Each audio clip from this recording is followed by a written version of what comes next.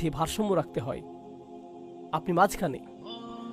আপনার উচিত না আপনার পিতামাতাকে স্ত্রী সম্পর্কে বিরূপ মন্তব্য করতে দেয়া, আর আপনার স্ত্রীকে তার শ্বশুরবাড়ি সম্পর্কে মন্দ বলতে দেবেন না। তাদের একে অপরকে ভালোবাসার প্রয়োজন নেই, বাধ্যতামূলক নয় ভালোবাসা। তাদের শুধু সম্মান করা দরকার।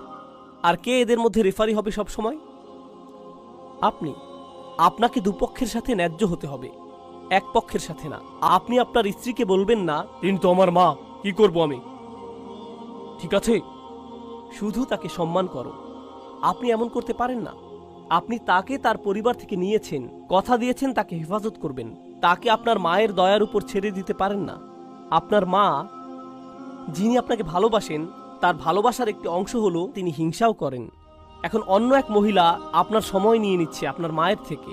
সে হিংসা তাই অনেক সময় কুৎসিত হয়ে উঠতে পারে, সেটা জুলুম, নিপীড়নে পরিণত হয়ে যেতে পারে। এই সব কিছুই আপনার প্রতি তার ভালোবাসার কারণেই। আর আপনি আপনার মাকে ভালোবাসলেও আপনার স্ত্রীর উপর জুলুম হতে দিতে পারেন না। আপনাকে মাঝে এসে দাঁড়াতে হবে, আপনাকেই রেফারি হতে হবে, আপনার স্ত্রীর পক্ষ নিতে হবে। সব পরিবারই এমন হয়, সব পরিবারই। আর একবার আমি বুঝেই গিয়েছিলাম এমনটা আমার মায়ের সাথেও ঘটতে যাচ্ছে। একবার আমি আমার মায়ের কাছে গিয়ে বললাম, আম্মা, আপনাকে ভালোবাসি, কেউ আপনার জায়গা নিবে না, কিন্তু সে আমার স্ত্রী, আমি তাকেও বদলাতে পারবো না। মাকে জিজ্ঞেস করলাম, আমার স্ত্রীকে অপছন্দ করেন কিনা? না, একদম না। খুব ভালো, তাহলে আমাদের ওই সমস্যা হবে না। হ্যাঁ, কিন্তু কখনো কখনো সে, দাঁড়াও, কিন্তু অপছন্দ তো করেন না। আমি তাকে দেখছি, ওয়াদা করছি আপনার প্রতি শ্রদ্ধাশীল হবে, আপনি শুধু তার প্রতি ধৈর্যশীল হন। আমি আপনার ছেলে সারা জীবনের জন্যই। কেউ সেটা আপনার থেকে নিতে পারবে না, কেউ তা নিতে পারবে না। সে আমাকে ছিনিয়ে নেবে না, আমি আপনারই।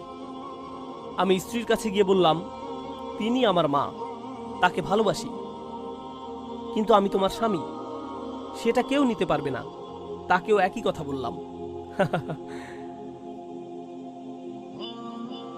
আপনাকে এমন করতে হবে, করতেই হবে। আপনার পিতামাতা যেন এমন না ভাবেন যে আপনি স্ত্রীর পক্ষে, আপনার স্ত্রীও যেন এমন না ভাবেন যে আপনি পিতামাতার পক্ষে। দুপক্ষই যেন মনে করে আপনি তাদের পক্ষে। এটাই করতে হবে। আপনারা জানেন না, রাসূলুল্লাহ সাল্লাল্লাহু আলাইহি সাল্লামের সাথে যেই দেখা করত, মনে করত তাকেই তিনি সবচাইতে পছন্দ করেন। এটা তো জানেন, তাই না? এটা সুন্নাহ, ঠিক? সেটা অপরিচিতদের জন্যে।